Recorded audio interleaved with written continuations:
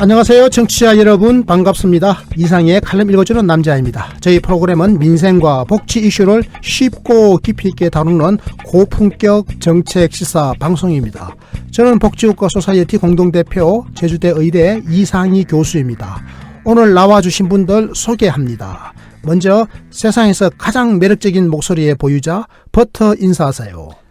최대한 매력적으로 안녕하세요. 버터 바른 목소리 버터 서정우입니다. 네, 좋습니다. 이번에는 마차 소개합니다. 안녕하세요. 여러분의 마차입니다. 네, 좋습니다. 더불어민주당 홍익표 수석 대변인은 지난 9월 3일 국회 정론관에서 현안 브리핑을 했는데요. 여기서 그분이요. 지난 1일 당 정청은 소득주도 성장 정책이 사람 중심의 경제를 만들기 위해 우리가 가야 할 방향이라고 하는데 다시 한번 인식을 같이 했다 이렇게 발표를 했습니다. 그러니까 당 정청은 소득주도 성장을 흔들림 없이 추진할 것이다 이렇게 밝혔습니다. 지난 8월 말이었죠. 문재인 대통령께서 소득주도 성장을 힘차게 추진하겠다라고 하는 결단을 내리시고 입장을 밝힌 바가 있습니다. 이번에는 당정청이 함께 추진 결의를 모은 것이죠. 그래서 오늘 저희 이 칼럼에서 바로 이 주제를 친절하게 다루어 보겠습니다. 네, 지난 3일 국회 정론관에서 했던 더불어민주당 홍익표 수석 대변인의 브리핑 요지를 살펴보겠습니다. 홍익표 수석 대변인은 OECD 4위 수준의 양극화와 세계 최장 수준의 노동시간을 개선해서 최소한의 인간다운 삶을 보장해야 한다. 불평등과 양극화를 해소하지 않으면 우리 사회는 미래로 나아갈 수 없다. 그리고 그는 소득주도 성장에 대한 합리적 토론과 논쟁을 환영한다. 대안을 제시한다면 적극 검토할 것이다. 그러나 과거 대기업 중심의 성장, 불균형 성장으로 가자는 것에 대해서는 동의할 수 없다. 라고 강조했습니다. 네, 제가 들어보니까 구구절절 옳은 말인데요. 사실 이 이야기는 이 칼럼에서 이미 여러 차례 다루기도 했습니다. 그래서 제가 좀 아는데요. 소득주도 성장 전략은 기존의 낡은 패러다임을 전환하자는 겁니다. 기존의 방식을 그대로 고집하는 것은 더 이상 작동할 수 없는 건데요. 문제는 지금 보수야당이 변화를 두려워하고 신자유주의적 방식을 그대로 고수하려고 한다는 점입니다. 당장 9월 정기국회가 걱정입니다. 안녕하세요. 별PD입니다. 여러분 하트 잊지 않으셨죠? 네, 지금 바로 꾹 눌러주세요. 감사합니다.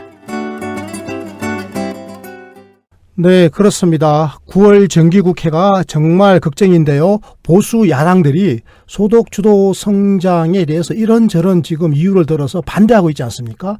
그 반대 강도가 굉장히 높아요. 심지어는 굉장히 험악한 이야기까지 지금 하고 있어서 네. 걱정입니다.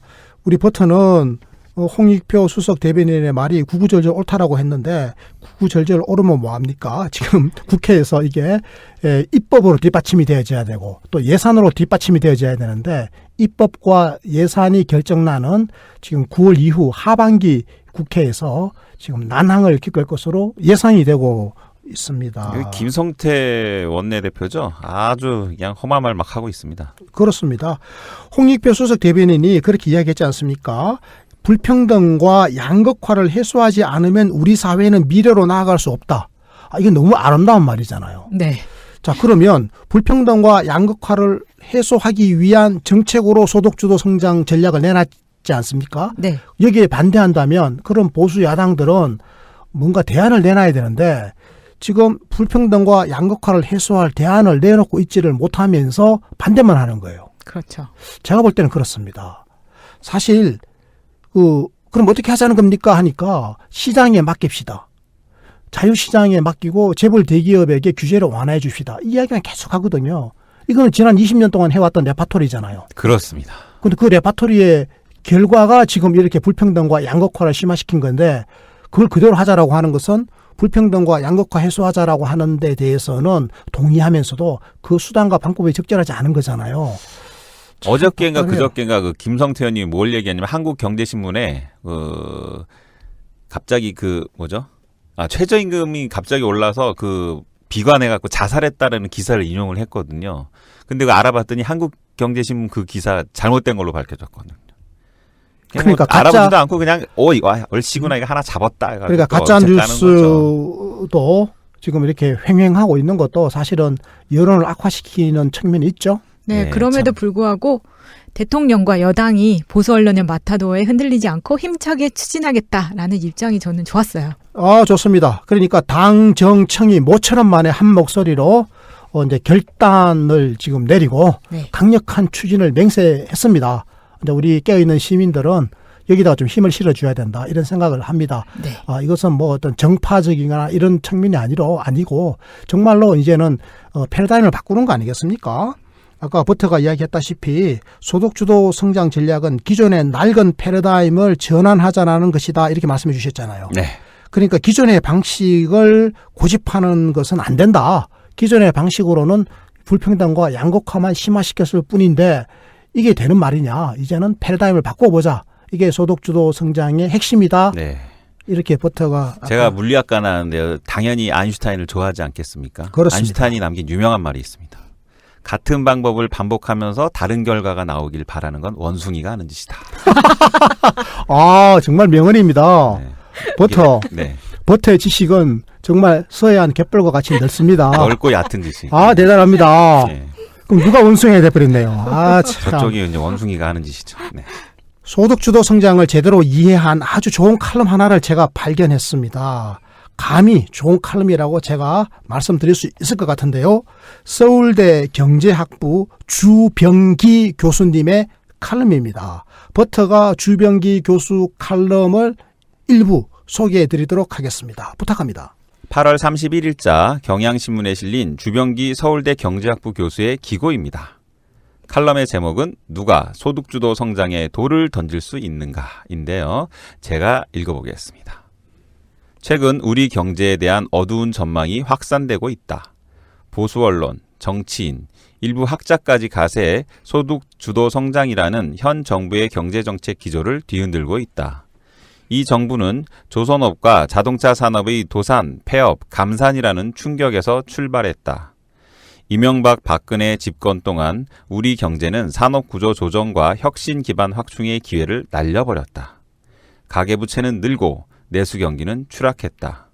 누가 새 정부를 맡든 경제 살리기가 가장 어려운 문제일 것이라고 대다수 경제학자들은 예상했다. 이를 두고 정부의 정책 기조 자체를 바꾸라고 하는 것은 이 정부를 탄생시킨 국민의 선택을 부정하는 행위다. 네, 소득주도 성장이 현 정부의 경제정책 기조인데 지금 보수 언론과 정치인 일부 학자들까지 이것을 흔들고 있다 이렇게 말씀해 주셨고요. 그리고 조선업과 자동차 산업이 굉장히 어렵지 않습니까? 네. 사실 이게 지난 정부에서부터 무너지기 시작했지 않습니까? 네. 그럼 이걸 신속하게 구조조정을 했었어야죠. 그렇죠. 산업 구조조정 맞지 않습니까? 그리고 혁신 기반을 확충했어야 했는데 그 기회를 다 날려버렸다. 그래서 우리 경제가 굉장히 어려워졌다라고 하는 것이 바로 서울대 경제학부 주병기 교수님의 인식입니다. 결과적으로 가계부채가 늘었고 내수 경기는 추락했는데요. 그래서 이것을 다시 한번 살려보겠다라고 나선 게 문재인 정부의 소득주도 성장 정책 기조인데 이것을 바꾸라고 하는 것은 결과적으로 국민의 선택을 부정하는 행위 아닌가. 이게 요지입니다. 마차 혹시 이 칼럼에서 느끼는 바가 있습니까? 정확하게 이명박 박근혜 집권 동안에 문제가 있었는데 그 기회마저 날려버렸다. 해결할 수 있는 기회마저 날려버렸다라고 정확하게 말씀해 주셨고요. 민주당 주류 그러니까 민주당 이해찬 당대표 등등 민주당 소속 정치인들이 내놓고 있는 진단이죠. 네. 현재 우리 경제가 어려운 거 특히 고용에 충격이 왔지 않습니까? 네. 대체적으로 전년 동기 대비 한 30만 명 정도 고용 수가 늘어야 되는데 10만 명, 만 명은 그냥 지난달에는 5천 명만 늘었지 않습니까? 이게 고용 충격이다 이렇게 이야기를 하고 있는데 이렇게 고용 충격이 오게 된 본질적인 이유가 어디냐? 그것은 이명박 박근혜 정부 때 전반적으로 산업이 어려워졌는데 그때 구조조정하고 혁신했어야 했는데 그걸 안 하고 미루다가 네. 지금 혁신의 동력을 다 잃어버린 거다. 그러므로 과거 정부 탓이다 이거잖아요. 그렇죠. 주병기 교수는 지금 그 말에 동의를 해주는 듯한 그런 뉘앙스의 칼럼을 지금 쓰고 계신 겁니다. 맞죠? 네. 예, 여기 그리고 또 이런 글 있잖아요. 이 정부는 조선업과 자동차 산업이 도산, 폐업, 감산이라는 충격에서 출발했다고 하는데 이 전 정부는 조선업, 이거 자동차 산업, 도산, 폐업, 감산하는 과정에서 또 비리까지 있었습니다. 그런 게 이거 아주 맞죠. 출발하기가 비리 있었죠. 굉장히 어렵습니다. 지금 수사받고 있죠, 그죠? 네, 그렇습니다. 엄청난 비리가 여기 또 속해 있었죠. 네, 소득주도 성장이라고 하는 것, 경제 성장이 국민의 삶의 질 개선으로 이어져야 되는데 이렇게 되지 않는 현재의 비정상적인 경제 구조를 바꿔보자. 이게 바로 소득주도 성장이 나오게 된 명료한 문제의식입니다. 그렇습니다. 동의하시는 거죠? 네. 그러니까 경제가 성장하면, 그죠? 국민의 삶의 질이 개선돼야 되는 거잖아요. 네. 근데 국민의 삶의 질이 개선이 안 되는 거야. 특히 이 하위소득 계층에 있는 국민의 삶의 질은 상대적으로 더 나빠지는 거죠. 이런 경제 구조, 이게 바로 불평등이고 양극화 아닙니까? 이걸 그대로 가져갈 수는 없다라고 하는 것이 주병기 교수의 주장이고, 그래서 소득주도 성장은 이걸 근본적으로 바꾸려고 하는 패러다임의 대전환인데 왜 여기에 대해서 딴지를 거느냐? 이제 이렇게 지금 꾸짖고 계신 거다. 네. 저는 또 이렇게 또 보여집니다. 마차 어떻습니까? 그런 거죠. 네. 우리 경제의 1인당 국내 총생산 GDP는 선진국 수준에 근접했고 일본의 90%에 가까워졌지만 가구의 가처분 소득은 일본의 70%를 조금 넘는다고 합니다. 이것은 경제 성장에 비례해 국민의 삶의 질도 개선되어야 한다는 당연한 원칙이 무시되어 온 탓이고 그 결과는 몇몇 재벌 가문이 지배하는 세습 족벌 자본주의, 극심한 불평등과 양극화, 그리고 최저 출산과 고령 빈곤이라는 오명입니다. 이제는 이 틀에서 벗어나야 하는데요. 그래서 문재인 정부에서 제안된 전략이 바로 소득 주도 성장입니다. 이제 패러다임을 바꾸자는 거죠. 거대한 개혁입니다. 아마 청취자 여러분들도 확실하게 왜 소득 주도 성장이 패러다임의 대전환의 개혁인지 충분히 이해하실 겁니다. 자, 이 부분 한번 봅시다. 우리나라의 1인당 국내 총생산, 그죠? 네. 이게 일본의 90%래요. 진짜인가? 그렇게 많이 따라갔나요? 많이 따라갔습니다. 실제로 그래요. 거의 같다는 얘기네요. 네. 저희가 그러니까, 지금 3만 달러 좀 넘었죠. 그러니까요. 1인당 GDP는요, 일본의 90%입니다. 이게 지금 물가 수준을 고려하는 겁니다. 네. 그러면요, 실제로 우리들의 살림살이 있죠. 우리들의 살림살이도 일본의 90%가 돼야 될 거 아니에요. 네. 그런데 실제로 우리들의 살림살이는 일본의 70%밖에 안 된다는 거예요. 가구들의 가처분 소득이 우리의 살림살이 아닙니까? 아주 간단하게 이렇게 생각하면 될 것 같아요. 2인 가족일 경우는 6만 달러라는 거 아니에요. 그 6만 달러면은 7,200만 원이 소득이 돼야 되는데 그런 가구 별로 못 본 것 같은데요. 결국 양극화가 심하다는 얘기겠죠. 바로 그런 거죠. 그러니까 저 꼭대기에 있는 사람들, 특히 자본이 더 많은 이득을 가져갔다. 그 노동을 하는 사람들, 우리 서민 가구, 보통 서민 가게 아니겠습니까? 네. 이런 가계 소득이 늘어나지를 않았다. 이렇게 보는 겁니다. 그러니까 양극화 내지는 뭐 불평등의 심화, 바로 이렇게 이해할 수 있겠는데요. 자, 다시 한번 제가 언급해 볼게요. 우리나라는 1인당 국내 총생산, 1인당 GDP가 일본의 90%인데 가구의 가처분 소득은 일본의 70% 수준입니다. 이 격차, 이 거대한 격차를 어떻게 설명할 것인지. 그러니까 우리는요, 일본보다 훨씬 더 불평등이 심하다라고 하는 겁니다. 네. 이런 것이고요. 자, 결과적으로 경제가 성장했다라는 거 아닙니까? 그 사이에. 그럼 성장의 과실이 서민 가계에 돌아가지를 못했다라고 하는 거죠. 불평등이 심화됐다. 그러니까 경제 성장에 비례해서 국민의 삶의 질도 개선돼야 되는데 이 당연한 원칙이 무시되어진 게 대한민국의 현실이다. 이렇게 지금 말씀을 하고 있고요. 그러다 보니까 이게 바로 불평등이고 양극화다. 그래서 아이를 낳지 않으니까 최저 출산율을 기록한 거 아니냐. 네. 그리고 어르신들이 가난한 거 아니냐. 지금 빈곤, 노인 빈곤, 지금 이런 게 다 지금 이러한 근본적인 분배 문제에서 초래된 것이다. 이렇게 지적하고 계십니다. 그러니까 이제 이 틀에서 벗어나자. 이 벗어나자라고 하는 패러다임의 대전환이 바로 뭐다? 소득 주도 성장이다. 이렇게 말씀드릴 수 있겠습니다. 네. 주병기 교수님 칼럼 계속 읽어보겠습니다. 우선 공정한 시장 질서가 확립되어야 한다. 대기업과 협력 기업들 간의 공정한 거래 관계가 확립되어 고용의 대부분을 책임지는 중소기업들의 숨통이 트여야 임금도 높아질 수 있다. 그래서 공정경제는 소득주도 성장의 한 축이 된다. 더불어 기초생계 보장, 안전한 근로환경과 적정한 근로시간 등 노동자들의 삶의 질과 직결되는 노동시장의 규율이 확립되어야 한다. 규율이 느슨하면 기업은 인권과 생명까지도 돈벌이 수단으로 전락시킨다. 그 결과가 헬조선이다. 느슨한 규율을 꼭 죄려면 최저임금 인상, 근로시간 단축, 근로감독과 사회안전망 강화가 필요하다. 이것이 소득주도 성장의 다른 한 축이다. 이를 통해 반인권적 비용 감축 경쟁의 패러다임을 기술 혁신 경쟁으로 전환할 수 있다. 제가요, 주병기 교수님 칼럼을 우리 청취자 여러분들에게 소개하기로 결심을 했던 게 바로 이 부분입니다. 바로 오늘 지금 이 순간에 버터가 읽어주셨던 바로 이 패러그래프예요. 이게 보시면요, 이런 말이 나옵니다. 우선 공정한 시장 경제가 확립돼야 한다라고 강조하고 있지 않습니까?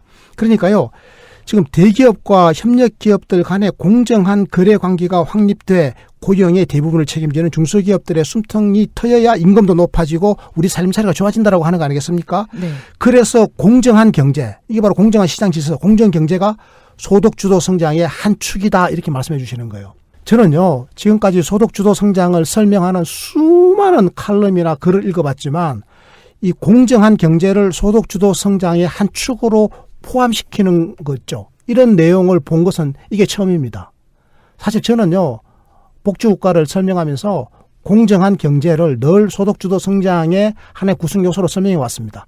제가 소득주도 성장을 설명하면서 제가 세 가지를 늘 이야기하는데요. 첫 번째는 보편적 복지입니다. 두 번째는 적극적 복지고요. 세 번째가 바로 공정한 경제입니다. 저는 이 세 가지를 소득주도 성장의 핵심적인 구성 요소다 하면서 이걸 제가 설명하고 유기적으로 이걸 조합해가지고 총체적인 그림을 제가 보여주는 방식으로 늘 칼럼을 써왔는데요. 제가 얼마 전에 프레시안에 실은 칼럼 버터 기억나시죠? 네. 바로 그 칼럼도 바로 그런 맥락에서 쓴 칼럼입니다. 그렇습니다. 그런데 저는요, 이런 식으로 구조적으로 접근한 칼럼을 저는 본 적이 없는데 이 주병기 교수가요, 이 공정한 경제를 소득주도 성장의 한 축으로 집어넣어 놓은 겁니다. 그러면 청와대나 다른 사람들은 어떻게 하는가 하면요, 공정한 경제를 소득주도 성장에서 빼가지고 별도의 것으로 간주합니다. 그러니까 소득주도 성장과 공정한 경제는 다른 거예요. 좀 있으면 우리가 보겠지만요, 청와대 그 김현철 경제보좌관 글 한번 보십시오. 바로 그렇게 돼 있습니다. 제가 거기에 다소 실망하는 부분인데요. 주병기 교수님은 바로 이런 관점을 확실하게 가지고 계신다라고 하는 거죠. 그러면서요, 공정 경제를 위해서는 노동시장의 규율을 확립하자는 말씀도 하십니다. 노동시장의 규율을 확립하자라고 하는 것은 규제를 완화하자라는 게 아니라 필요한 규제는 하자라고 하는 거예요. 그 규제, 규율 중에 뭐가 포함되는가 하면 최저임금 인상이 포함되고, 그리고 근로시간 단축, 그리고 근로감독을 강화하는 거예요. 이 근로감독 강화하면 기업들은 좋아합니까? 싫어합니까? 싫어하겠죠. 싫어하지만 하자라는 거예요. 이거 일종의 규제지 않습니까? 규제. 네. 규제 강화하는 걸 싫어해요. 그런데도 하여간 하자라고 하는 게 주병기 교수님의 주장입니다. 그리고요, 사회 안전망을 또 강화하자고 주장합니다. 이게 바로 보편적 복지예요. 일자리 만들자라고 주장하셔요. 이게 바로 적극적 복지예요. 사람에게 투자하자는 겁니다. 그러니까 보편적 복지, 적극적 복지, 공정한 경제라고 하는 세 요소를 주병기 교수님은 다 지금 녹여내고 계시는 겁니다. 바로 이 짧은 칼럼 속에서. 아주 좋은 글이라고 저는 생각하고요. 그래서 이분이 이런 말씀을 하십니다.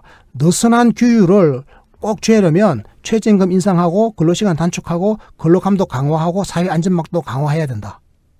이것이 바로 소득주도 성장의 다른 한 축이다 이렇게 말씀하세요.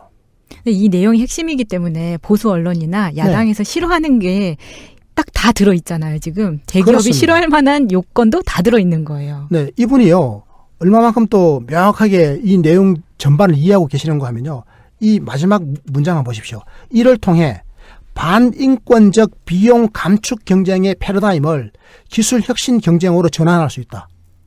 그러니까요, 필요한 규제를 하자라는 거거든요. 노동 인권을 강화하고 경제를 민주화해가지고 공정한 경제 질서를 확립하게 되면 반인권적인 비용 감축 경쟁.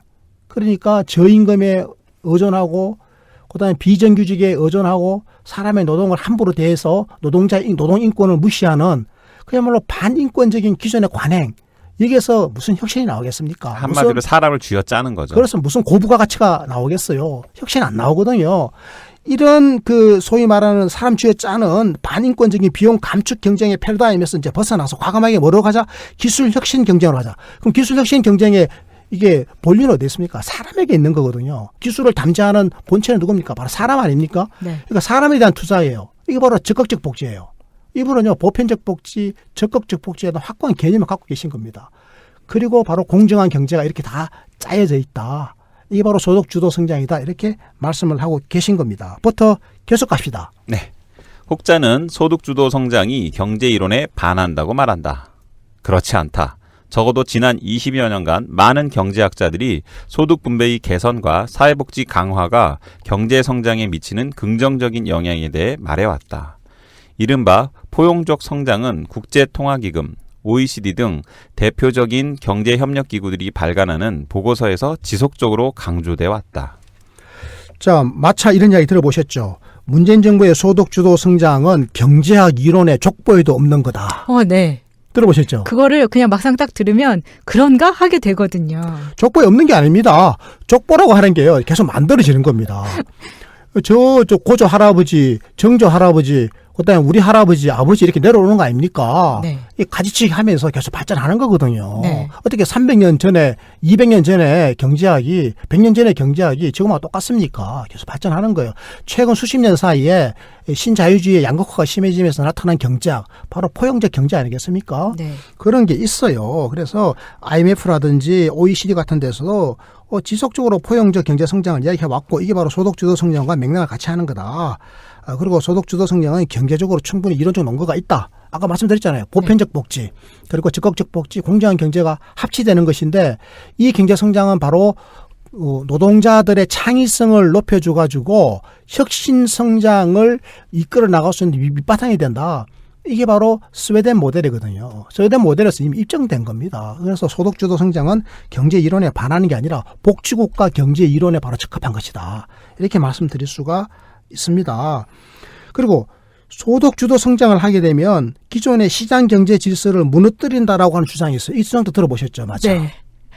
그러니까 시장이 무너진다. 소득주도 성장하면. 왜? 소득주도 성장은 정부가 끼어드는 거니까. 정부가 시장에 자꾸 개입하면 그러면 자유시장의 질서가 교란된다.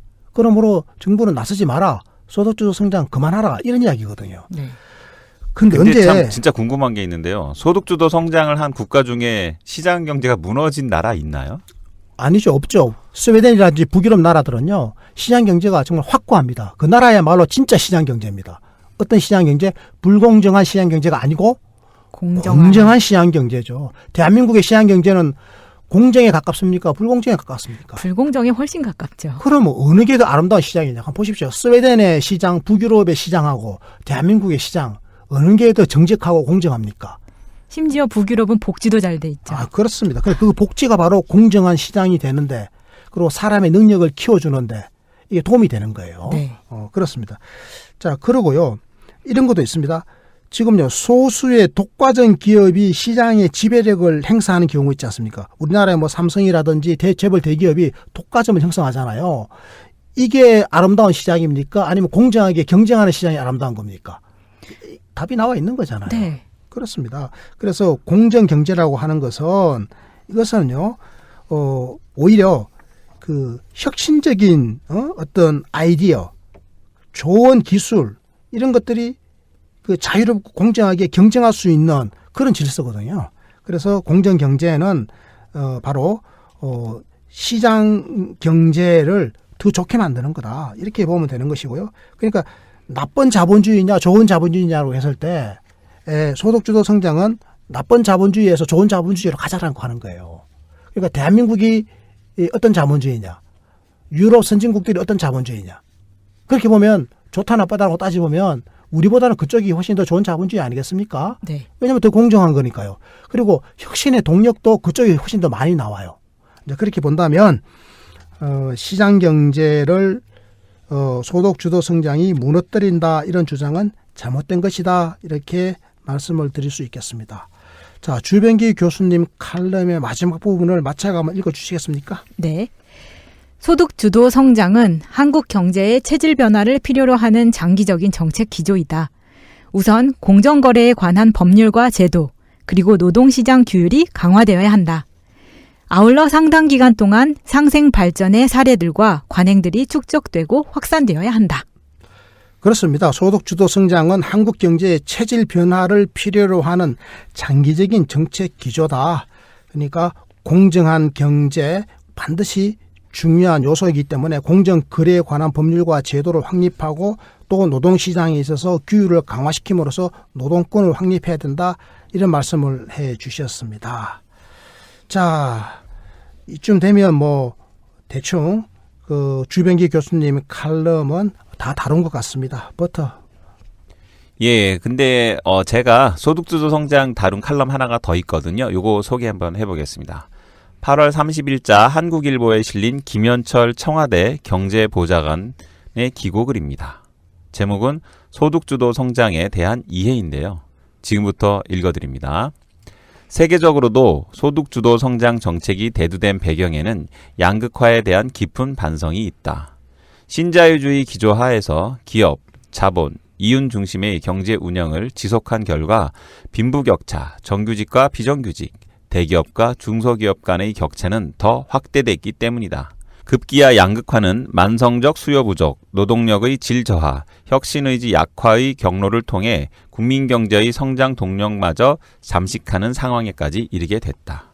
이에 세계은행과 국제통화기금, 국제노동기구 등이 대안적 성장론으로서 포용적 성장이나 임금 주도 성장을 주장했으며 프랑스의 피케티, 미국의 스티글리츠와 같은 학자들은 학계의 담론도 크게 바꾸어 놓았다. 네, 그러니까 소득주도 성장이 이 대두된 배경을 지금까지 설명을 다시 한번 해주신 거고요. 저희들이 쭉 다뤘던 내용을 네. 김현철 청와대 경제보좌관께서 설명을 해주시면서 이렇게 지금 전반적으로 양극화 시대에 알맞는 합당한 대안적 성장론이 나와야 되는데 그게 이미 세계은행이나 국제통화기금, 국제노동기구 등에서 나왔다. 일명 포용적 성장 혹은 임금 주도 성장 이런 내용이다. 그리고 프랑스의 피케티라든지 미국의 스티글리츠 같은 이런 큰 학자들도 이미 하나의 담론으로서 개념을 많이 바꿔놓고 있고 그래서 소득주도 성장은 경제학에 족보도 없는 게 아니라 이제 족보가 형성되고 있는 거다. 네. 이런 말씀을 하고 계신 것 같아요. 네. 자, 김현철 경제보좌관의 소득주도 성장의 주요 정책들을 제가 간단히 한번 소개해 드릴게요. 네. 이분은 이렇게 말씀하십니다. 소득주도 성장 정책은 세 가지 분야에 걸쳐 있다고 해요. 네. 세 가지 분야인데요. 첫 번째입니다. 소득주도 성장은 소득 자체를 늘려주는 정책이다. 이거는 뭐 이해가 가시죠? 네. 일단 뭐 최저임금 높이는 거 이런 거 아니겠습니까? 그리고 비정규직을 정규직화하면 임금 늘어나잖아요. 네. 이게 다 소득주도 성장이다. 이런 거고요. 또 두 번째는 뭔가면요. 이게 가계의 지출을 줄여주는 거다. 가계의 지출을 줄여주면은 실제로는 가처분 소득이 늘어나지 않겠습니까? 지출을 줄여주는 거, 애들 의료비, 교육비 이런 거 줄여주는 겁니다. 의료비 줄여주는 거 문재인 케어잖아요. 치매 국가 책임제. 그 주거비 줄여주기 위해서 왜 신혼부부들이나 청년들에게 임대주택 사업 하고 있지 않습니까? 네. 이런 것도 비용을 줄여주는 거죠. 그리고 아이들 돌봐주는 거, 보육이나 교육, 돌봄, 뭐 교육비, 통신비 절감해 주는 거 이런 것도 전부 다 가처분 소득을 늘려주는 거죠. 지출 비용을 줄여주는 정책 이렇게 살펴봤고요. 여기 두 번째고 세 번째는 뭔가 하면요. 사회 안전망을 강화하는 겁니다. 살다 보면 뭐 자영업을 하는 분들이 문을 닫을 수도 있고 회사 다니는 분들이 회사를 그만둘 수도 있지 않겠습니까? 아파서 일을 못할 수도 있고 이런 위기 상황에 직면했을 때 사회 안전망이 작동을 해야 되겠죠. 실업자에게는 실업급여를 준다라든지 은퇴한 사람에게는 이제 국민연금을 지급한다라든지 이런 경우도 바로 생계 안전망으로서 사회 안전망에 포함되는데요. 자, 그러니까 사회 안전망 강화 정책 이 세 가지가 바로 소득주도 성장의 정책 3대 분야다 이렇게 말씀을 해 주셨습니다. 이게 바로 누구 설명이라고요? 청와대의 공식적인 설명입니다. 김현철 경제보좌관의 설명입니다. 네. 그러면서 결론적으로 김현철 청와대 경제보좌관은 문재인 정부의 소득 주도 성장도 가계의 가처분 소득을 높여줌으로써 수요 기반을 확충하고 이것이 기업의 매출과 투자로 이어지게 해 국민 경제 전체를 균형 있게 성장시키려는 정책이다. 이렇게 말하고 있는데요. 저는 이게 좀 부실한 결론 같다는 생각이 듭니다. 이 정도의 설명이라면 사실 이것은 케인즈 경제학의 총수요 진작 정책 불과한 것이라고 생각이 드는데 경제 성장의 지속 가능성에 의문을 품게 한단 말이죠. 협소한 이해다. 이런 생각이 듭니다. 자, 마차께서 지금 청와대 김현철 경제보좌관이 설명해 주신 소득주도 성장의 설명 방식에 네. 지금 약간 좀 문제가 있는 거 아닌가라고 하는 의구심을 표현한 겁니다. 네. 의구심은 누구나 표현할 수 있는 거예요. 대한민국 국민 누구나. 네. 그렇죠? 자, 문재인 정부의 소득주도 성장을 김현철 청와대 보좌관이 이렇게 설명했거든요. 가계의 가처분 소득을 높여준다. 그래서 수요 기반을 확충한다. 이해가 갔죠? 네. 아니 뭐 여기까지는. 서민 가구에 쓸 돈이 늘어나게 되면 그러면 이제 수요 기반이 늘어나는 거잖아요. 네. 그러면 많이 쓰게 되겠죠. 쓰게 되면 이제 물건을 구입한단 말이죠. 그러면 기업의 매출이 늘어나는 거죠. 그럼 기업은 또 투자를 할 용기가 생기는 거죠. 이렇게 해서 국민 경제 전체가 균형 있게 발전한다. 이게 바로 소득주도 성장이다. 네. 이거 어디서 많이 듣던 이야기 아닙니까? 경제학에서. 경제학의 가장 기본 중에 기본이 바로 뭡니까? 케인스의 총수요 진작 정책이거든요. 이런 경우는 어떤 경우가 하면요. 경제가 어려울 때, 불황이 왔을 때. 불황이 왔어요. 불황이라는 건 뭡니까? 물건을 만드는데도 안 팔리는 거 아닙니까? 네. 그러니까 회사에서 해고를 하고 물건을 더 이상 안 만드는 거잖아요. 이렇게 되면 경제 전체가 이제 어려워지죠. 악순환이 되는 악순환이죠. 그러니까 뭔가 탈출구를 만들어줘야 돼요. 그럴 때는 수요를 늘려가지고 일단은 물건을 많이 팔리도록 만들어줘야 돼요. 그래야 기업이 다시 또 고용을 늘리고 물건을 만들 거 아니겠어요? 그런데 이게 바로 케인스가 총수요를 늘려주기 위해서 국가가 나서가지고 수요를 늘리라고 하는 총수요 진작 정책 아니겠습니까? 근데 이거는요, 사실 공격받기가 쉽습니다. 지속 가능성이 별로 없거든요. 불경기 때 이런 정책은 늘 해야 돼요. 그런데 이게 지속 가능한 성장 정책으로 보기는 어렵다라고 하는 공격이 있지 않습니까? 그 공격에 고스란히 노출되어 있는 거예요. 경제 성장의 지속 가능성이라고 하는 측면에서 소득주도 성장을 이렇게 설명해 버리면 좀 곤란한 거 아니냐. 네. 아까 그 주병기 교수님이었던가요? 네. 맞나요? 네. 그분이 설명하시는 거는 확실히 우리가 이해가 됐잖아요. 네. 그분 설명 방식대로 하니까 이건 일시적으로 경기를 진작하는 게 아닌 그 수준을 넘어서는 거잖아요. 네. 그래가지고 경제가 지속적으로 혁신하고 성장할 수 있는 동력이 마련되는 거잖아요. 왜냐하니까 사람에게 투자하고 일자리가 만들어지고 그리고 그 사람의 능력이 더 혁신적으로 발전하도록 조건을 만들어주는 거니까. 그러니까 이게 경제가 지속적으로 이제 성장할 수 있는 동력이 구축되는 건데 지금 김현철 경제보좌관의 설명대로 하면 뭔가 좀 빠진 것 같고 아쉽다. 그런 느낌이 좀 들죠. 지금 당장에만 시중에서 반짝 요런 느낌이 있어서 좀 의구심이 들었었어요. 그러니까 좀 소득주도 성장을 좀 협소하게 이해하는 것 같다. 왜 그런가 하니까 여기에다가 공정한 경제, 노동권 이익을 다 빼버리니까 그러는 거예요. 소득주도 성장에서. 네. 그 소득주도 성장의 개념에다가 경제 민주화라든지 그다음에 노동권 신장 그리고 노동권 신장을 위한 적절한 규제 이런 것들이 소득주도 성장의 개념으로 다 들어가 있으면 소득주도 성장이 굉장히 풍성해지고 내용이 그렇게 되면 이제 혁신이 일어나게 되는 거거든요. 네. 그래서 사람에 대한 제대로 된 투자, 사람의 능력의 개발 이런 게 가능해지는 거잖아요. 그래서 그런 개념이 좀 더 들어갔으면 좋았겠다 싶었는데 어쨌건 뭐 주병기 교수님께서 잘 정리해 주셨으니까 그걸로 좀 가름을 하면 될 것 같습니다. 그러면 김현철 청와대 경제보좌관은 이 칼럼의 말미에서도요, 이런 이야기를 합니다. 저는 이 부분에서 이분이 소득주도 성장을 협소하게 생각한다라는 판단이 들었는데요. 한번 읽어보겠습니다. 사실 소득주도 성장은 엄밀히 말하면 이전 정부에서도 추진됐던 정책이다. 농가소득을 증대시킴으로써 취약 부분의 소득 분배를 개선하거나 자동차 특별소비세 인하와 같은 정책들도 광의로 보면 소득주도 성장 정책의 하나였다.